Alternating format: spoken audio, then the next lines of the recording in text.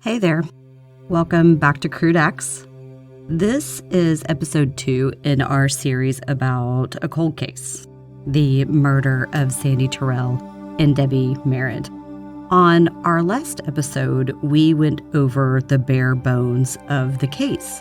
And now, on this episode, I felt like it was time to dig into the investigation.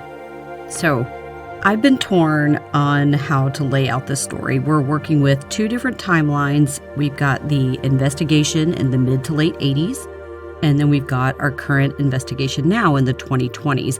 Both phases of the investigation uncover important clues that led and lead us closer to knowing who might have done this. But then I asked myself, what is the most important aspect of the investigation that I want you, the listener, to know first? This case is a winding tale with lots of twists and turns and hidden secrets. Our main objective, of course, is finding justice for Debbie and Sandy. And I feel like, after knowing what I'm figuring out and learning what I've learned and knowing what I know, one of the ways to give them justice is by telling their stories, who they were, where they were from, who they loved, and who loved them. The caricatures the media painted of the women back then only objectified them. They dehumanized them. They possibly even hindered the investigation by perpetuating the notion that they, because of their choices, deserved what happened to them, that they brought it upon themselves. It's classic victim blaming. That was the case in the 80s. That was the case in the 90s. That's still the case to this day, not as much as it was back then. But there's more to Debbie and Sandy than just the story. They were more than just 2 women who got caught up in the conflict and chaos of a man's world, chewed up and spit out the remains of their story as shallow as the graves they found them in. No, that's not their story. That's just a story. The story that the media outlets back then cared to tell. And Debbie and Sandy were, and are, worth more than that, especially to those who knew and loved them. They were humans with human stories, human lives, and they mattered to people. So, on this episode, I'd like to share with you what I learned about them, not just about their deaths, but about their lives.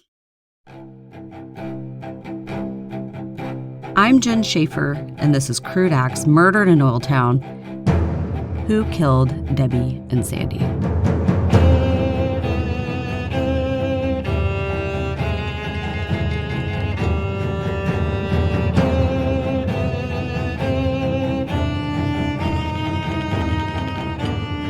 It took a few days to find Candy, victim Sandy Terrell's twin sister. Her name at the time of her sister's murder was Candy Crawford, so I typed that in on People Finder, and I ran a few names: Candy Crawford, Candace Crawford, Candace Strickland, so on. And finally, I came across a name and age that matched.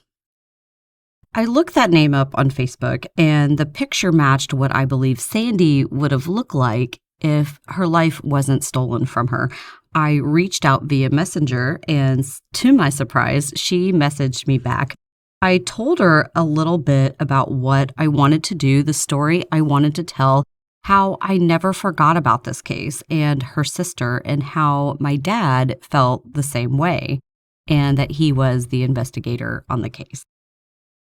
So she agreed to meet with me, and even stated that she would bring along with her Tammy Terrell, Sandy's daughter, who was only 15 years old when she lost her mother.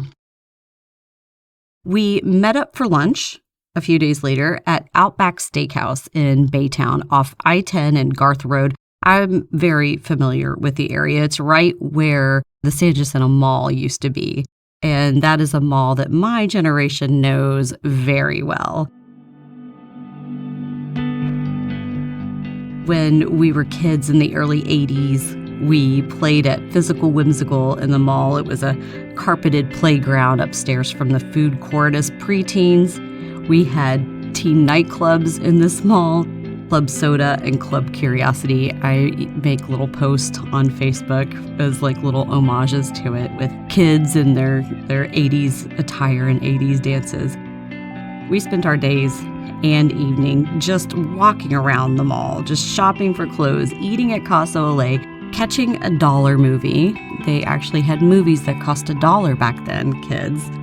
But the San Jacinto Mall belonged to our generation. It was our playground. It was our home away from home. So a year ago, they tore the mall down.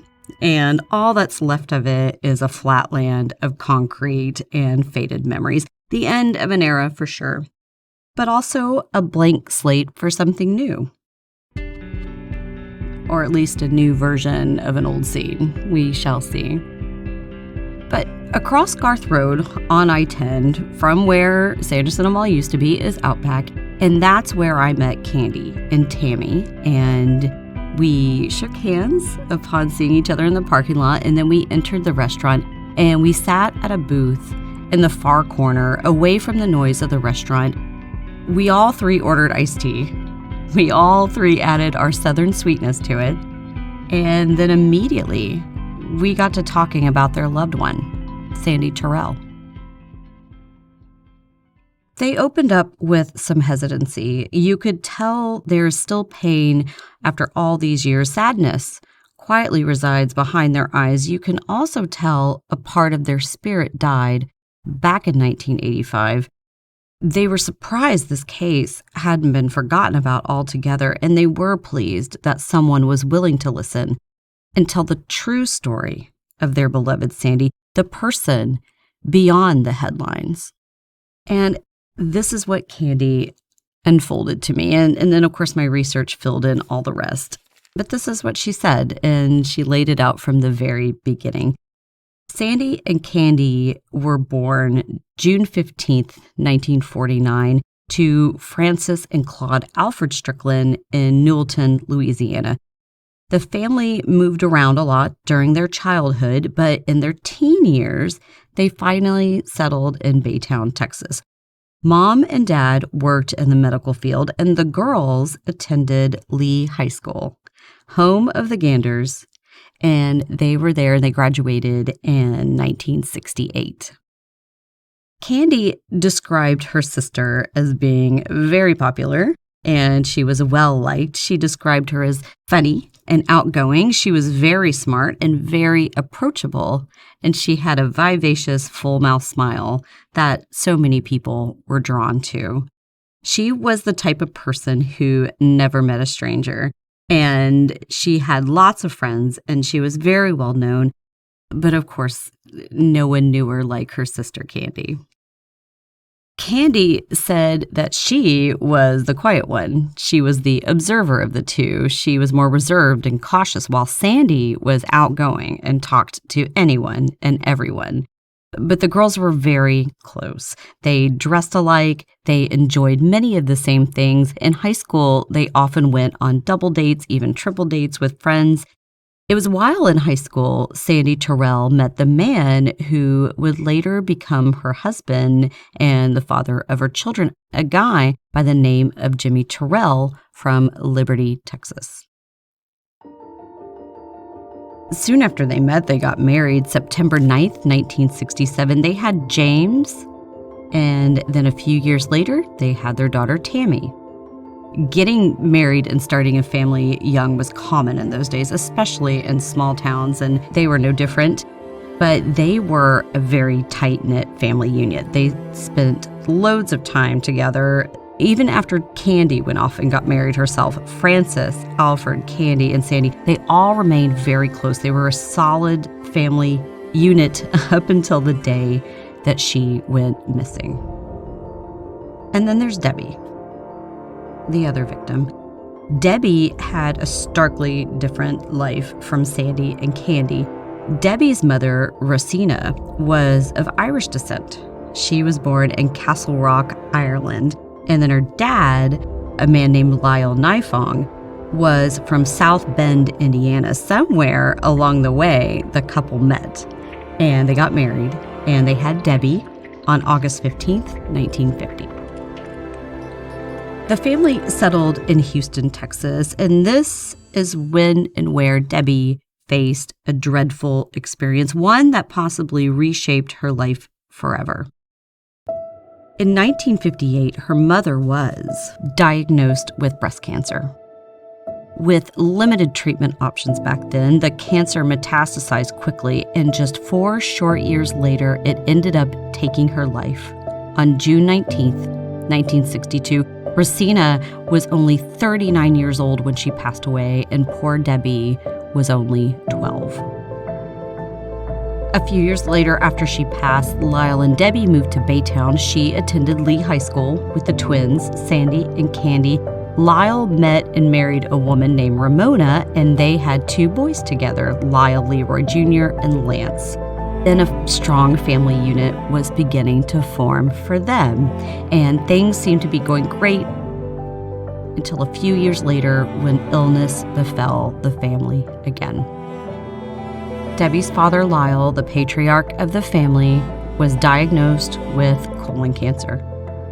And then he died on March 28th, 1972. Debbie was only 22 years old when she lost him. And then at 22, she was an orphan. She had no mother and she had no father.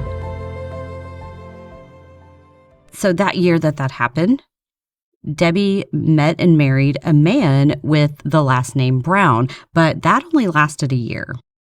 And then after her divorce in 1973, she married a man named Gary Merritt in Chambers County, Texas on August 14th, 1974.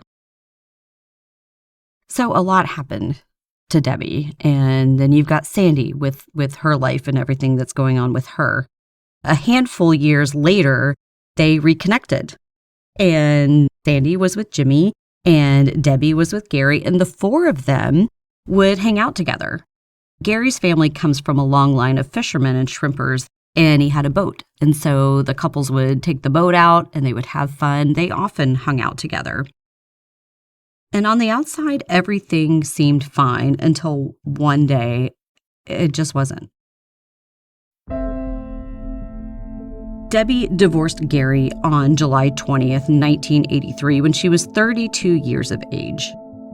A couple years after that, Sandy left Gary, but they were never technically divorced while she was still alive. Paperwork concluded their divorce was a few years later on August 20th, 1986, almost a year after her disappearance in 1985. After the 2 women left their husbands, they moved into the same apartment complex, Quail Hollow Apartments in Baytown. They began living lives that were starkly different from the ones that they lived before. Debbie landed a job at ProAd, a company that made patches and logos for jackets and hats for small businesses and for companies, even for the police department. It was owned by a man named Mickey Crawford, who was tied into the nightlife himself, and he was also tied into a tight-knit group of sketchy local bar owners. Debbie started to go out to those bars and running around with those nefarious people, and Mickey was all a part of that as well, and we will go more into him later. But the thing is, Debbie doing this, husband, striking it out on her own, trying to make a name for herself, doing what she could in her small town with limited means and not a lot of education. It's not hard to understand why she went out and kind of got caught up in the nightlife.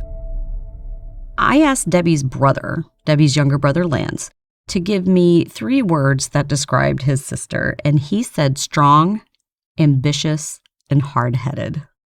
And I at once thought of that fiery Irish girl who lost her mother at 12 years old. I think of her grief and how more than likely it was mismanaged, because back then we didn't understand that kids needed help processing those types of trauma.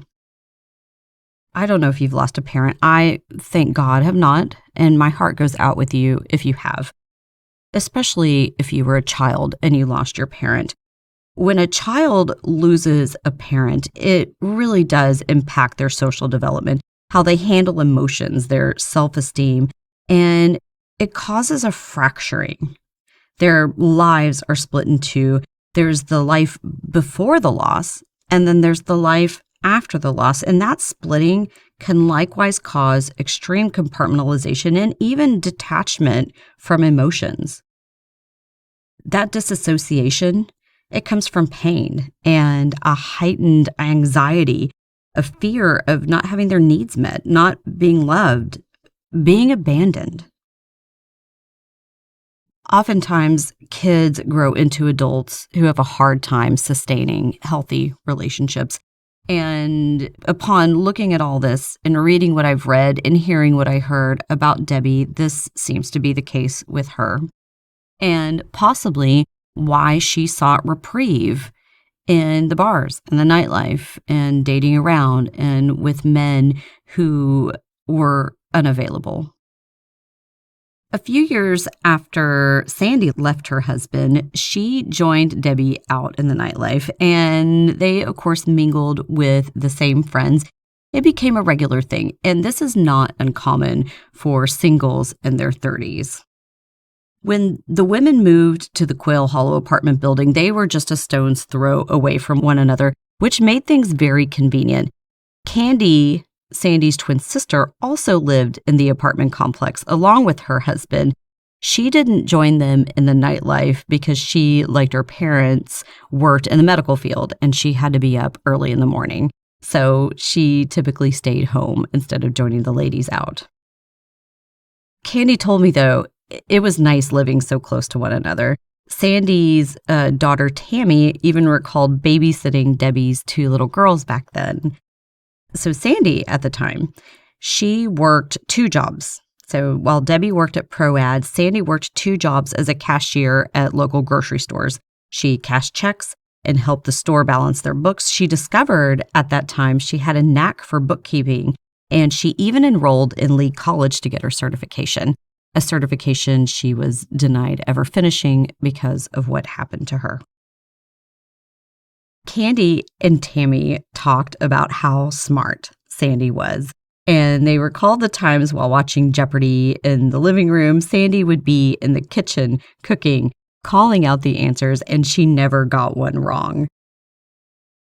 Like I did with Lance, Debbie's brother, I asked Candy to give me 3 words that described her sister.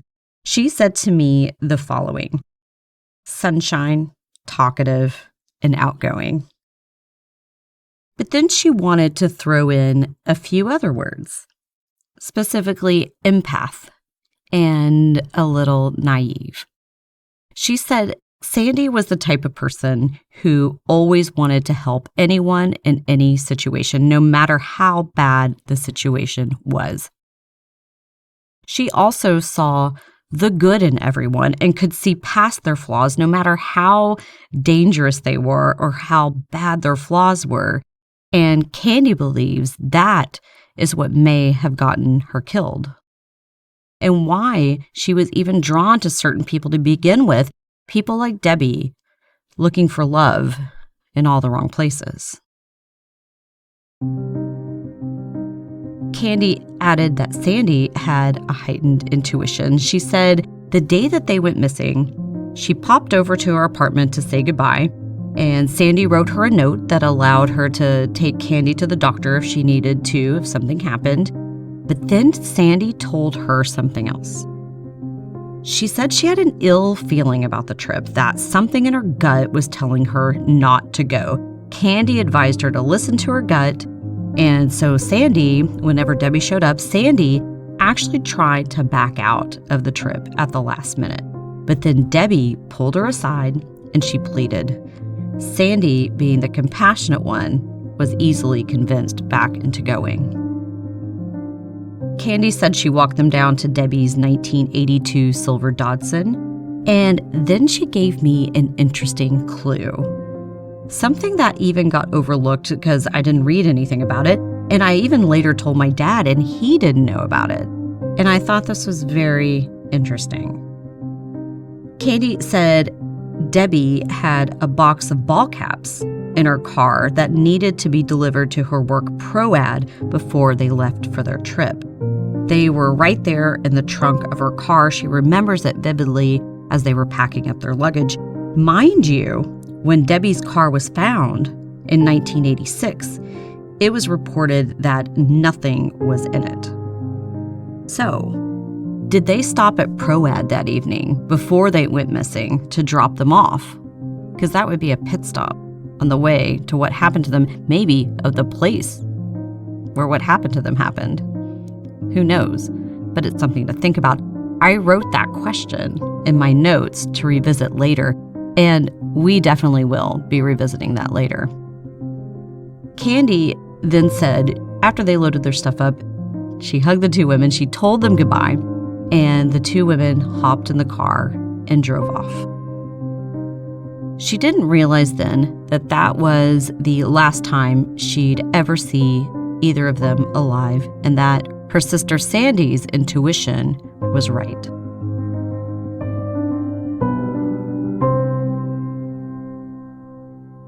Tammy, Sandy's daughter, was only 15 at the time of her mother's disappearance. She lost her mother in such a tragic way. The thought of her seeing her mother's face every time she looked at her Aunt Candy is just heartbreaking. She told me it was strange back then when I looked at my Aunt Candy. It was like looking into the eyes of my mother, and now she's all I've got left. After she said that, they looked at each other with affection and gratitude that was so real and also so sad.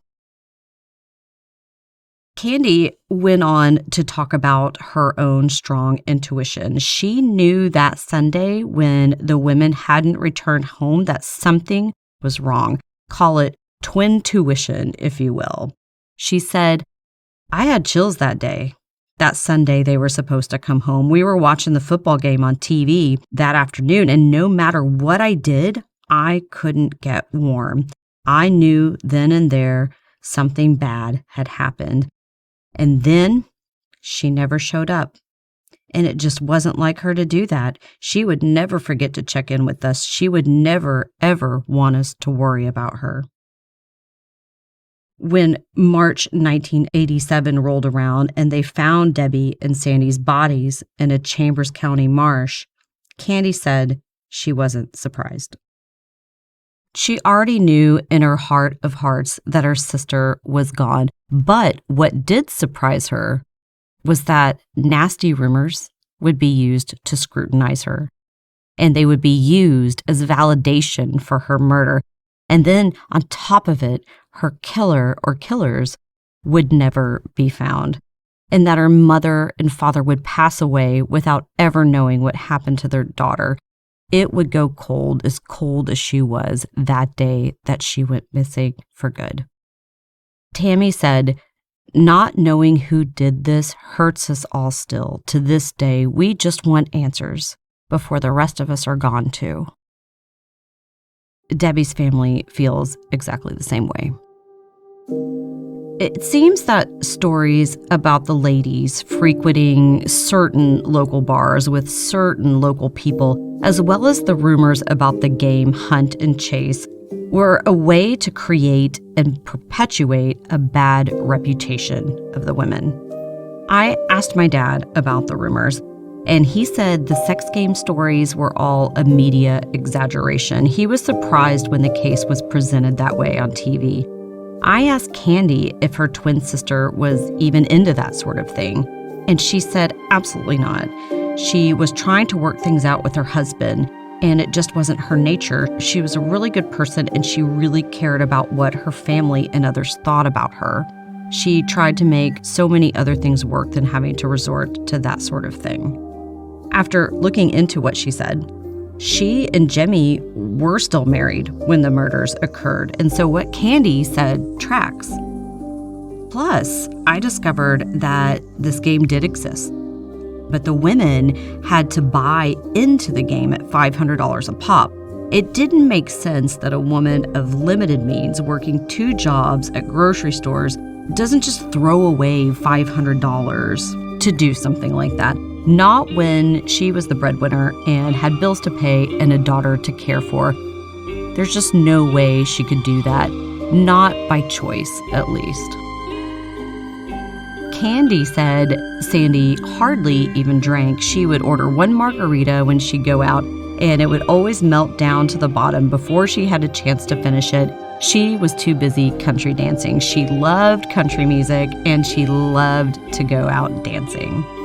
Just like many of the women, and even moms you know, Sandy and Debbie liked to go out. They liked to go country dancing. They were both attractive, so of course men asked them to dance and invited them out on dates. Just as the George Strait song sings, "Excuse me while I think you got my chair." Going out country dancing is a tradition in Texas. Lots of us women go out with our friends. We dance with strangers. We go out together and we leave together. Sandy and Debbie were no different. The only thing different, of course, from now to back then, was the time era. That was 1985. And what you'll learn is small Texas oil towns during that time, 1985, from 82 well on to 87. During that time, there was a big, huge oil glut, and people were hurting for money, desperate even. And men were not the only ones to go to extreme measures to get it. Women were looking for a way out with very little opportunity. The best opportunity was to meet a man to take care of you, especially if you're from working class. If the women got tangled up in the nightlife, out looking for a new man to date, a new man to meet and go out with, to make a better life for themselves back then in 85, could you blame them? I don't. And I'm sure you listeners don't. But people back then surely did. While conducting my research for this story, I read article after article of let's blame the victims. It's what you hear often in rape cases when the woman is to blame for what happened to her. Perhaps it was what she was wearing, or how flirty she was, or what lifestyle she led. What did she do to bring this upon herself? We know now that that is victim blaming, and what perpetrators say to excuse their terrible behavior. Our society is learning a lot. We're learning a lot from the Me Too movement. We're learning a lot about each other. Men are learning, women are learning. And it's something that Debbie and Sandy could have benefited from back then. But back then, it was different. Back then, 1985, people were different. Their thoughts were different. Here's the thing. The families losing them the way that they did was a knife to their soul. It was a stab to their happiness. And then the twist of that knife was the stories perpetuated by the media, all in the name of selling more papers and getting more ratings. The sex games, the fact that they were party women and the good old boys, it's lazy thinking, and it's even lazier investigative reporting. These women they so recklessly disparaged were daughters, sisters, mothers. They were hardworking, smart, and caring family women. The focus should have always have been on what happened to them. Why and what they knew or shouldn't have known about dangerous people from those bars and nightclubs, men who possibly asked them to dance. Those men were in a toxic cycle of power, money, industry, and control, and they preyed upon poor women in their desperation just to get by and maybe get out. Women without choices. History was and is repeating itself, and the hand-me-down remains of the systems that were put in place some time ago, all in the name of power, control, money, and legacy. The nepotism and patriarchy of those times is slowly eroding, yet it was still alive and well in the 1980s Bible Belt. Counties like Chambers and towns like Baytown became lost in that power cycle, the wash, rinse, spin network that has been running things since the beginning. Now, what we're dealing with now is them trying to grasp a hold of what is left. It makes you wonder, were these crude and lascivious tales about the women perpetuated by law enforcement and the media just to distract us from the truth? Because exposing the underbelly of these networks that we have learned about and the secrets of the men who run them will be their downfall, and they know it. Their secrets are violent in nature, and I'd like to remind them that these violent delights have violent ends, and secrets have teeth. Now that we know more about our victims, it's time to examine the suspects. The men and their biting secrets, who they were, and what those secrets were in the town where young girls' dreams go up in smoke. And we'll talk about that on our next episode. For now, I'm Jen Schaefer, the researcher, writer, and the one who narrates this show. We are produced by Russell Dunlap and managed by A.B. Dunlap. The opening song is by Two Star Symphony. Check them out online. You can check us out online at www.crudaxe.com, and you can like and subscribe and do all the things. But the most important thing that you need to do now is come back for part 3. This is going to be about our investigation, where it was then, where it's heading, and who the people are on our list. So come on back to find out who killed Debbie and Sandy. This is Murder in an Old Town.